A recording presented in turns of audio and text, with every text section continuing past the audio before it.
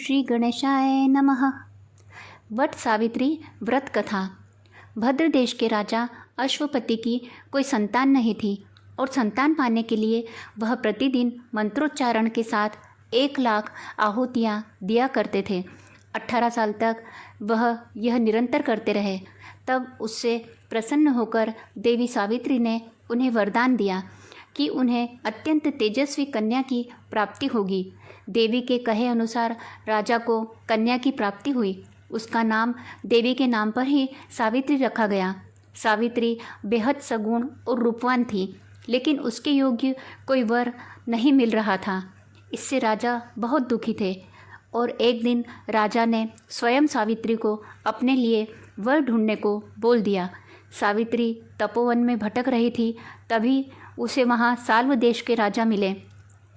उनका राज्य किसी ने छीन लिया था, इसीलिए वह जंगल में रह रहे थे। वहीं पर सावित्री को राजा का पुत्र सत्यवान नजर आया।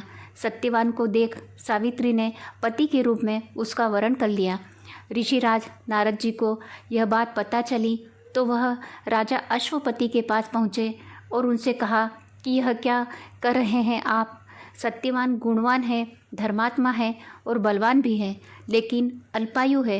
1 वर्ष के बाद ही उसकी मृत्यु तय है।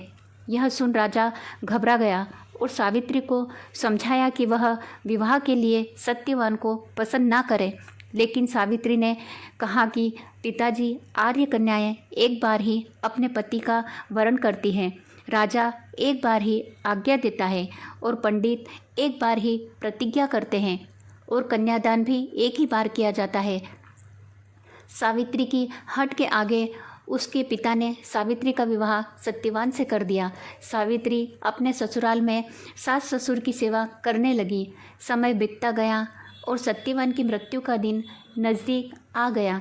जैसे जैसे समय करीब आने लगा, सावित्री अधीर होने लगी। उसने 3 दिन पहले से ही उपवास शुरू कर दिया। हर दिन की तरह सत्यवान उस दिन भी लकड़ी काटने गया तो साथ में सावित्री भी गई, लेकिन अचानक ही सत्यवान की तबीयत खराब हो गई। सत्यवान के सिर को गोद में रखकर सावित्री उसके सिर को सहलाने लगी। तभी वहाँ यमराज आते दिखे। यमराज अपने साथ सत्यवान को ले जाने लगे। सावित्री भी उनके पीछे पीछे चल पड़ी।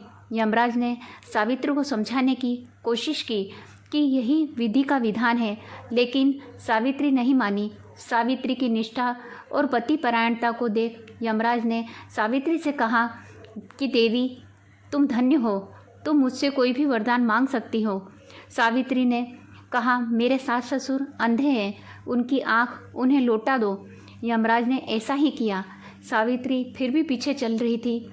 यमराज ने कहा, देवी तुम वापस जाओ। सावित्री ने कहा, भगवान, मुझे अपने पतिदेव के पीछे चलने से कोई परेशानी नहीं है। पतिदेव के पीछे चलना मेरा कर्तव्य है। यह सुन यमराज ने उसे फिर से एक और वर मांगने को कहा। तब सावित्री ने कहा कि ससुर का राज्य छिन गया है, उसे पुनः वापस दिला दो। यमराज ने ये इच्छा भी पूरी कर दी, लेकिन सावित्री पीछे पीछे चलती रही। तब यमराज ने सावित्री को तीसरा वरदान मांगने को कहा। सावित्री ने यमराज से 100 संतानों का वरदान मांगा। यमराज ने सावित्री से पीछा छुड़ाने के लिए ये आशीर्वाद दे दिया। सावित्री ने कहा, प्रभु, मैं एक पतिव्रता पत्नी हूँ और आपने मुझे पुत्रवती होने का आशीर्वाद दिया है। यह सुन यमराज को सत्यवान के प्राण छोड़ने पड़े।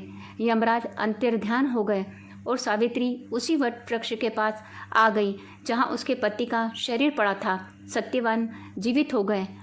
सावित्री के सास ससुर भी की आंखें भी वापस आ गई और राज्य भी वापस मिल गया। बोलो देवी सती सावित्री की जय।